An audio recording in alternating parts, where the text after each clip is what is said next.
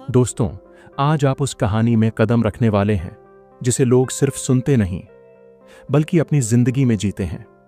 कहते हैं, भारत में एक ऐसा स्थान है जहां आने वाला इंसान केवल दर्शन नहीं करता बल्कि अपनी किस्मत की नई चाबी लेकर लौटता है। यह स्थान है चित्तौड़गढ़ के पास मंडफिया में स्थित सांवरिया सेठ का धाम।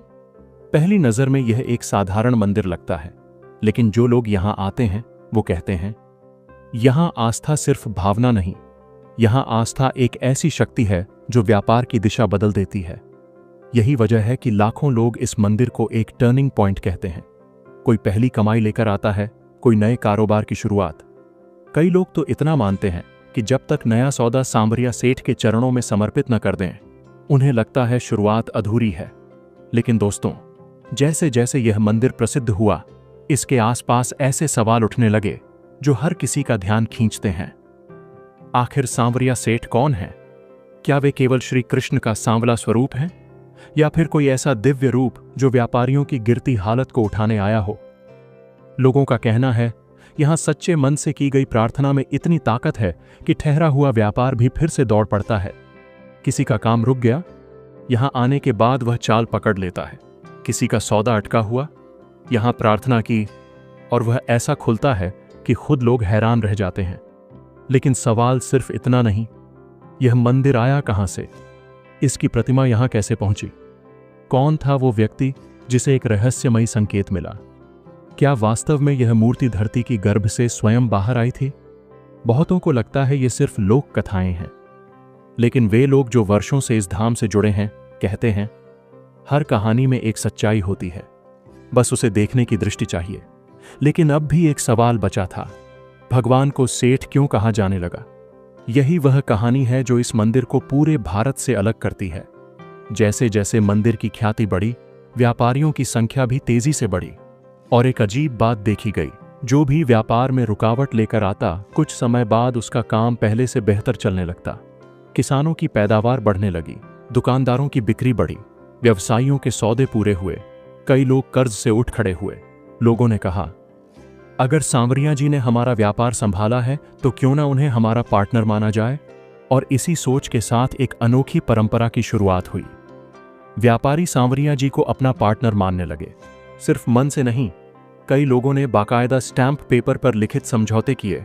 मेरे व्यापार के लाभ का 10% हिस्सा मैं सांवरिया सेठ को अर्पित करूंगा। ऐसे समझौते आज भी हजारों के पास मौजूद हैं। लोग नियमित रूप से अपने लाभ का हिस्सा चढ़ाते हैं और कहते हैं, सेठ जी जितना लेते हैं उससे कई गुना बढ़ाकर वापस देते हैं। इसीलिए लोग उन्हें सेठों के सेठ कहते हैं। एक ऐसे दिव्य व्यापारी जो अपने साथी को कभी निराश नहीं करते। और सबसे बड़ा रहस्य, मंदिर में आने वाला धन कहां जाता है? इस सवाल ने बहुतों का ध्यान खींचा और जवाब है, इस मंदिर की व्यवस्था जितनी पारदर्शी है उतनी शायद ही कहीं मिले। यहां आने वाला चढ़ावा सीधे सामाजिक कार्यों में लगाया जाता है। बड़े पैमाने पर भोजन सेवा, गरीब और बीमार लोगों की मदद, यात्रियों की सुविधाएं, शिक्षा और जन कल्याण योजनाएं। यानी यहां धन भगवान के खाते में नहीं, भगवान की मर्जी वाले कामों में जाता है। हर जाति, हर वर्ग, हर उम्र का व्यक्ति यहां आता है, चाहे कितनी भी हैसियत वाला हो, चाहे किसी भी पेशे से हो। सब एक ही आशा लेकर आते हैं, अगली बार जब मैं कुछ बड़ा शुरू करूं तो सांवरिया सेठ मेरे साथ हों। और दोस्तों, यह सिर्फ आस्था नहीं है, यह उस यकीन का दूसरा नाम है जिसने लाखों की किस्मत बदली है। अब कहानी के असली आरंभ पर लौटते हैं। वह पल जहां से इस मंदिर की यात्रा शुरू हुई, वह घटना जो किसी भी साधारण जगह को दुनिया के अनोखे धाम में बदल देती है। उस रहस्य का पर्दा अब उठने वाला है। बस हमारे साथ अंत तक बने रहिए, क्योंकि आगे जो सुनने वाले हैं वह आपके दिल को छू जाएगा और आपके विश्वास को नई दिशा देगा। इस कहानी की जड़ें बहुत गहरी हैं दोस्तों। हमें जाना होगा करीब 500 साल पीछे, जब मेवाड़ की धरती पर एक ऐसी भक्त का जन्म हुआ जिसका नाम था मीराबाई। मीराबाई, वो नाम जिसे सुनते ही भक्ति और प्रेम की सुगंध आ जाती है। मीरा ने अपना पूरा जीवन अपने प्रियतम, अपने गिरधर गोपाल को समर्पित कर दिया था। मेरे तो गिरधर गोपाल दूसरों न कोई। मीरा के पास श्री कृष्ण की एक अत्यंत मनमोहक मूर्ति थी। यह मूर्ति इतनी सुंदर, इतनी दिव्य थी कि जो भी इसे देखता मंत्रमुग्ध हो जाता। मीरा इस मूर्ति को गिरधर गोपाल कहकर पुकारती थीं। वो सुबह से शाम इसी मूर्ति के सामने भजन गाती, नाचती और अपने कृष्ण से बातें करती। लेकिन मीरा अकेली नहीं थी। उस समय देश में संतों और साधुओं की एक पूरी जमात थी जो गांव-गांव घूमकर भक्ति का संदेश फैला रही थी। इन संतों के पास कृष्ण भगवान की कई मूर्तियां हुआ करती थीं। एक ऐसे ही संत थे दयाराम जी। संत दयाराम के पास भी श्री कृष्ण की कुछ अद्भुत मूर्तियां थीं। ये मूर्तियां साधारण नहीं थीं। इनमें एक दिव्य शक्ति थी, एक अलौकिक आभा थी। कहा जाता है कि मीराबाई ने जो गिरधर गोपाल की मूर्ति पूजी, वही मूर्तियां आगे चलकर सांवरिया सेठ के रूप में प्रकट हुईं। मीरा और संत दयाराम दोनों ही संतों की जमात के साथ पूरे देश में घूमते रहते थे, भक्ति रस की धारा बहाते रहते थे। उनके पास 4 दिव्य मूर्तियां थीं, सभी श्री कृष्ण की, सभी अत्यंत मनोहारी। लेकिन फिर आया वो समय जब इन पवित्र मूर्तियों पर संकट के बादल मंडराने लगे। दोस्तों, 17वीं सदी का समय था। पूरे भारत में मुगल बादशाह औरंगजेब का शासन था। औरंगजेब एक क्रूर शासक था जो हिंदू मंदिरों को तोड़ने और मूर्तियों को नष्ट करने में विश्वास रखता था। उसने अपने शासनकाल में हजारों मंदिरों को तोड़ा। सोमनाथ, मथुरा, काशी विश्वनाथ और न जाने कितने पवित्र स्थल उसके आदेश पर ध्वस्त कर दिए गए। उसकी सेनाएं गांव-गांव घूमकर हिंदू धर्म के प्रतीकों को खोज रही थीं और उन्हें नष्ट कर रही थीं। जब औरंगजेब की सेना मेवाड़ की ओर बढ़ी तो खबर फैल गई कि वे मंदिरों को तोड़ने और मूर्तियों को खंडित करने आ रहे हैं। संत दयाराम और उनकी जमात के पास जो 4 दिव्य मूर्तियां थीं, मीरा के गिरधर गोपाल सहित, वे भी खतरे में थीं। मुगल सैनिकों को इन मूर्तियों के बारे में पता चल गया था और वे इन्हें खोज रहे थे। संत दयाराम के सामने बहुत बड़ा प्रश्न था। इन पवित्र मूर्तियों को कैसे बचाया जाए, कहां छिपाया जाए कि मुगल सैनिक इन्हें न ढूंढ सकें। और तब दिव्य प्रेरणा से संत दयाराम ने एक निर्णय लिया। मेवाड़ के भातसोड़ा और बागुंड गांव के बीच में छापर नाम की एक जगह थी। वहां एक विशाल बबूल का पेड़ था जिसके नीचे घनी छाया थी। एक अंधेरी रात में जब चारों ओर सन्नाटा था, संत दयाराम और उनके साथी उन 4 दिव्य मूर्तियों को लेकर उस बबूल के पेड़ के पास पहुंचे। उन्होंने वहां एक गहरा गड्ढा खोदा और अत्यंत श्रद्धा और भक्ति के साथ उन 4 मूर्तियों को उस गड्ढे में रख दिया। मिट्टी से ढंकते समय संत दयाराम की आंखों में आंसू थे। वे जानते थे कि यह विदाई अस्थायी है। उन्होंने प्रार्थना की, हे प्रभु, जब सही समय आएगा आप स्वयं प्रकट होंगे, आपकी भक्ति फिर से फैलेगी। उस रात भातसोड़ा की धरती के गर्भ में 4 दिव्य मूर्तियां सुरक्षित हो गईं। बबूल का पेड़ उनका रक्षक बन गया। दिन बीते, महीने बीते, साल बीते, फिर दशकों का समय बीत गया। संत दयाराम भी इस दुनिया को छोड़कर चले गए, लेकिन वे मूर्तियां, वो दिव्य खजाना धरती की गोद में सुरक्षित सोया रहा। औरंगजेब का शासन खत्म हुआ, मुगल साम्राज्य कमजोर पड़ने लगा। समय बदला, लेकिन उन मूर्तियों का रहस्य दबा रहा उस बबूल के पेड़ के नीचे। कोई नहीं जानता था कि वहां क्या छिपा है। स्थानीय लोग भी भूल चुके थे, लेकिन भगवान को तो याद था। और जब सही समय आया तो चमत्कार हुआ। दोस्तों, अब हम पहुंचते हैं सन 1840 में। औरंगजेब की मृत्यु को 150 साल से ज्यादा हो चुके थे। मेवाड़ में शांति थी। मंडफिया गांव में रहता था एक सीधा साधा ग्वाला जिसका नाम था भोला राम गुर्जर। भोला राम एक साधारण आदमी था। सुबह उठता, अपनी गायों को चराने ले जाता, दूध बेचता और शाम को घर लौट आता। उसकी जिंदगी सरल थी, ईमानदार थी, भगवान में गहरी आस्था थी। एक रात भोला राम गहरी नींद में सोया हुआ था। तभी उसे एक अद्भुत स्वप्न आया। स्वप्न में भगवान श्री कृष्ण स्वयं प्रकट हुए। उनकी आभा से पूरा कमरा जगमगा उठा। कृष्ण भगवान ने मुस्कुराते हुए भोला राम से कहा, भोला, मैं बहुत समय से धरती के गर्भ में छिपा हूं।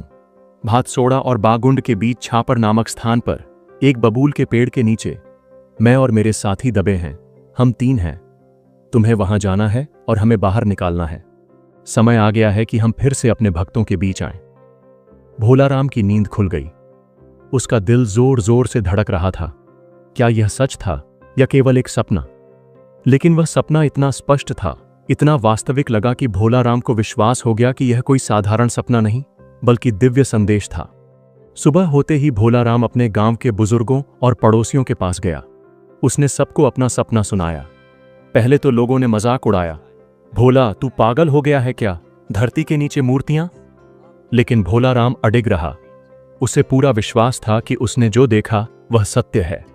आखिरकार कुछ लोग उसकी बात से प्रभावित हुए और उसके साथ चलने को तैयार हो गए।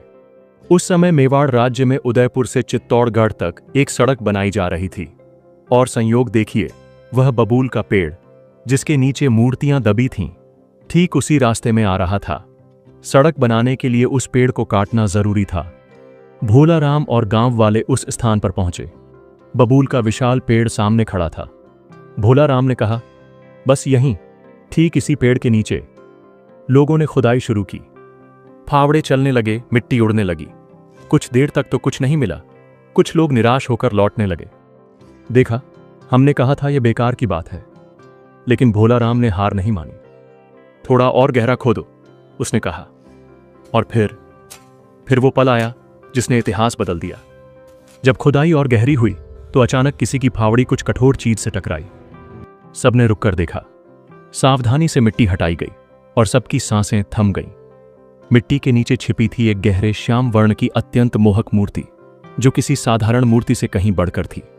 वह थी स्वयं श्री कृष्ण का दिव्य रूप। उनकी आंखों में असीम करुणा की चमक थी। मुख पर एक ऐसी मुस्कान जो जैसे किसी भूले हुए सपने को जगा दे। और उनके संपूर्ण स्वरूप से एक ऐसा तेज निकल रहा था जो वहां उपस्थित हर व्यक्ति की आत्मा को भीतर तक स्पर्श कर गया। लोग चकित रह गए। यह सच है, भोला सही कह रहा था। और जब पूरी खुदाई हुई तो और भी चौंकाने वाली बात सामने आई। वहां एक नहीं, तीन मूर्तियां एक के बाद एक उसी स्थान से धरती की गोद से प्रकट होती चली गईं। तीनों का रंग श्याम, स्वरूप श्री कृष्ण का, लेकिन हर एक की भाव भंगिमा और प्रभाव अलग अलग। किसी के चेहरे पर गंभीर ध्यान, किसी के भाव में स्नेह और सौम्यता, किसी की मुद्रा से झलकता रक्षक का तेज, मानो तीनों किसी अलग अलग प्रयोजन से स्वयं अवतरित हुए हों। गांव के लोग उस दृश्य को देख भाव विभोर हो गए। कुछ की आंखों से आंसू बहे तो कुछ नतमस्तक हो गए। बिना एक पल की देरी किए वहीं उसी स्थान पर पूजा, आरती और भजन की अनवरत गूंज शुरू हो गई। यह खबर जंगल की आग की तरह फैल गई। श्याम स्वयं धरती से प्रकट हुए हैं। मंडफिया, भातसोड़ा, बागुंड और आसपास के सभी गांवों से लोग दौड़े चले आए। सभी उन दिव्य मूर्तियों के दर्शन करना चाहते थे। हजारों लोग इकट्ठा हो गए। सब मंत्रमुग्ध थे। यह चमत्कार है, भगवान स्वयं प्रकट हुए हैं। भोला राम की आंखों में आंसू थे। उसका विश्वास सही निकला था। भगवान ने सचमुच उसे सपने में दर्शन दिए थे। यहीं से आरंभ होती है सांवरिया सेठ की वह महागाथा, जो केवल एक मंदिर की कहानी नहीं, बल्कि आस्था, संकेत और नियति के अद्भुत संगम की शुरुआत थी। अब सवाल उठा, इस दिव्य मूर्ति को कहां विराजमान किया जाए? गांव वाले चाहते थे कि जहां मूर्ति प्रकट हुई है वहीं एक मंदिर बना दिया जाए। लेकिन भाग्य का लेखा अभी पूरा नहीं हुआ था। सबसे पहले सबसे बड़ी मूर्ति को लेकर एक विशेष यात्रा निकाली गई। यह मूर्ति ले जाई गई भातसोड़ा गांव में। भातसोड़ा में उस समय एक महान संत रहते थे, पुराजी भगत। वे सुथार जाति के एक गृहस्थ संत थे जिनकी पूरे मेवाड़ में मान्यता थी। मेवाड़ के राज परिवार के भींड्र ठिकाने ने पुराजी भगत के निर्देशन में भातसोड़ा में एक भव्य मंदिर का निर्माण करवाया। यह मंदिर बना और सबसे बड़ी मूर्ति को यहां विधि विधान से स्थापित किया गया। इस मंदिर को सांवरिया सेठ प्राचीन मंदिर या भातसोड़ा मंदिर के नाम से जाना जाता है। यह सबसे पुराना मंदिर है। दूसरी मूर्ति को ले जाया गया मंडफिया गांव में। याद है ना, भोला राम मंडफिया का रहने वाला था। उस समय मंडफिया के प्रधान थे रोडूलाल जी जैन। उन्होंने गांव वालों की मदद से एक छोटा सा मंदिर बनवाया। 4 दीवारें, एक छत और सामने एक प्रांगण। इस मंदिर में दूसरी मूर्ति को स्थापित किया गया। सभी आवश्यक धार्मिक अनुष्ठान किए गए।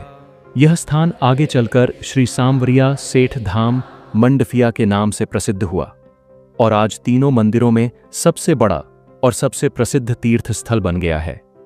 तीसरी मूर्ति को उसी स्थान पर स्थापित किया गया जहां से वह निकली थी, यानी छापर बागुंड में, उसी बबूल के पेड़ के पास।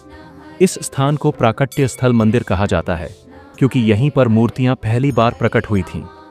ये तीनों मंदिर एक दूसरे से करीब 5 किलोमीटर की दूरी पर स्थित हैं। तीनों जगहों पर भव्य मंदिर बने और तीनों जगह श्री कृष्ण के सांवले रूप की पूजा होने लगी। आज ये तीनों स्थान केवल तीर्थ नहीं बल्कि सिद्ध पीठ बन चुके हैं, जहां भक्त अपने अपने जीवन की अलग अलग समस्याओं को लेकर इन तीनों धामों में दर्शन करने जाते हैं, क्योंकि हर एक स्थान सांवरिया सेठ के एक विशिष्ट स्वरूप का प्रतिनिधित्व करता है और तीनों मिलकर एक त्रिकोण बनाते हैं, भक्ति, विश्वास और वरदान का त्रिकोण। यह वह आध्यात्मिक मार्ग है जहां हर मोड़ पर उम्मीदें जगमगा लेती हैं और हर पड़ाव पर चमत्कार घटित होते हैं। अब बात करते हैं मंदिर की भव्यता की। सांवरिया सेठ का मुख्य मंदिर, मंडफिया का मंदिर, आज चित्तौड़गढ़ उदयपुर राष्ट्रीय राजमार्ग पर स्थित है। यह चित्तौड़गढ़ से करीब 40 किलोमीटर और उदयपुर से करीब 65 किलोमीटर की दूरी पर है। मंदिर की इमारत गुलाबी बलुआ पत्थर से बनी हुई है, जो राजस्थान की पारंपरिक वास्तुकला का बेहतरीन नमूना है। जब सूरज की किरणें इस गुलाबी पत्थर पर पड़ती हैं तो पूरा मंदिर सोने की तरह चमक उठता है। असल में मंदिर के गर्भगृह में भगवान सांवलिया सेठ की मूर्ति के पीछे दीवारों पर सोने की परत चढ़ाई गई है। मणियों, कलात्मक नक्काशी और झिलमिलाती सजावट के साथ यह सब कुछ इतना भव्य प्रतीत होता है कि लोग सहज ही सोच बैठते हैं कि यह मंदिर तो सोने का है। लेकिन नहीं, मंदिर की पूरी संरचना सोने की नहीं है, बल्कि यह उस विश्वास की चमक है जो हर श्रद्धालु की आंखों में झलकती है। यह मंदिर सोने का नहीं, परंतु सोने से भी बढ़कर आस्था का प्रतीक है, और शायद इसी वजह से यह मंदिर हर दिल में सोने की तरह बस जाता है। मंदिर परिसर बहुत विशाल है। अंदर सुंदर नक्काशीदार खंभे हैं, रंग बिरंगी कांच की कारीगरी है और दीवारों पर भगवान कृष्ण की लीलाओं के चित्र बने हुए हैं। गर्भगृह में विराजमान है सांवरिया सेठ, काले पत्थर की बनी वह दिव्य मूर्ति जो 1840 में धरती के गर्भ से निकली थी। मूर्ति के हाथों में बांसुरी है, सिर पर मुकुट है और पूरे शरीर पर सोने चांदी के आभूषण सजे हुए हैं। वहां सोने की परतों से सजी दीवारें और झिलमिलाते कलात्मक शिल्प मन को मंत्रमुग्ध कर देते हैं।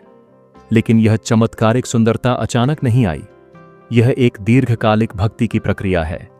भक्तों द्वारा छड़िए गए दान और आस्था की राशि से मंदिर की सजावट, भव्यता और मरम्मत की जाती है, ताकि यह स्थान सदैव पवित्र, दिव्य और आकर्षक बना रहे।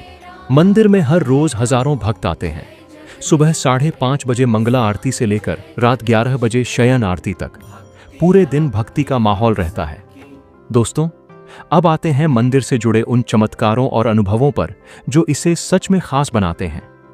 हर महीने कृष्ण पक्ष की चतुर्दशी को मंदिर का खजाना खोला जाता है और जब गिनती होती है तो आंकड़े चौंकाने वाले होते हैं। पिछली बार जब खजाना खोला गया तो उसमें थे 29 करोड़ 22 लाख रुपए नकद, करीब 1 किलो सोना, 142 किलो चांदी और 15 देशों की विदेशी मुद्रा। लेकिन पैसों से भी ज्यादा दिलचस्प हैं वो चीजें जो भक्त चढ़ाते हैं। किसी ने चांदी का पेट्रोल पंप बनवाकर चढ़ाया। क्यों? क्योंकि उसकी मन्नत थी कि अगर उसे पेट्रोल पंप का लाइसेंस मिल गया तो वो सांवरिया सेठ को चांदी का पेट्रोल पंप भेंट करेगा, और सचमुच उसे लाइसेंस मिल गया। किसी ने 4 किलो सोने चांदी से बनी पोशाक चढ़ाई। किसी ने चांदी का मोबाइल फोन चढ़ाया। ट्रैक्टर, हवाई जहाज, घर, खेत, रथ, हेलीकॉप्टर, क्रिकेट का बैट और बॉल, ऐसी ऐसी अनोखी चीजें भक्त चढ़ाते हैं कि देखने वाले हैरान रह जाते हैं। एक किसान ने चांदी का नलकूप चढ़ाया क्योंकि उसके खेत में पानी की समस्या थी और सांवलिया सेठ की कृपा से नलकूप सफलतापूर्वक लग गया। गुजरात के एक व्यापारी ने सागौन की लकड़ी से बना रथ भेंट किया जब उसका व्यापार फला फूला। लेकिन सबसे बड़ा चमत्कार है विश्वास। जो भी सच्चे मन से, बिना किसी लालच के, केवल श्रद्धा से सांवलिया सेठ के दरबार में आता है, उसकी मनोकामना जरूर पूरी होती है।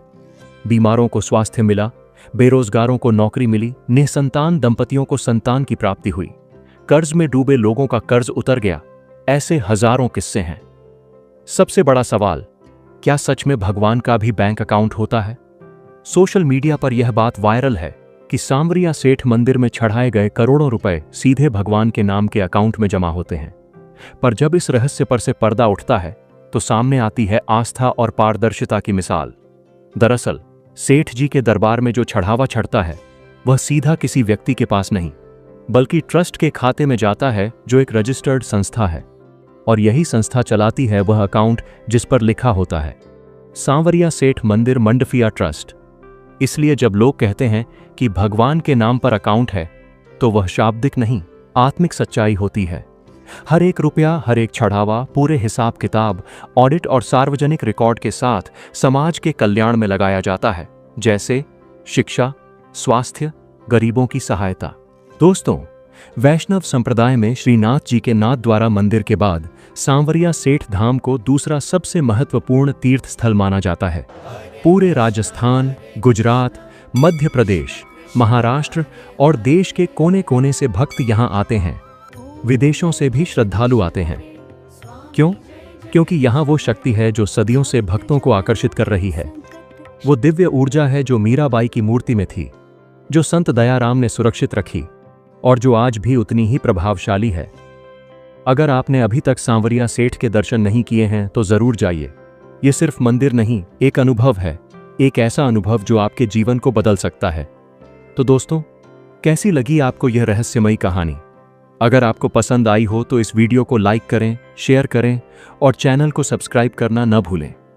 कमेंट में बताइए, क्या आप सांवरिया सेठ के दर्शन कर चुके हैं?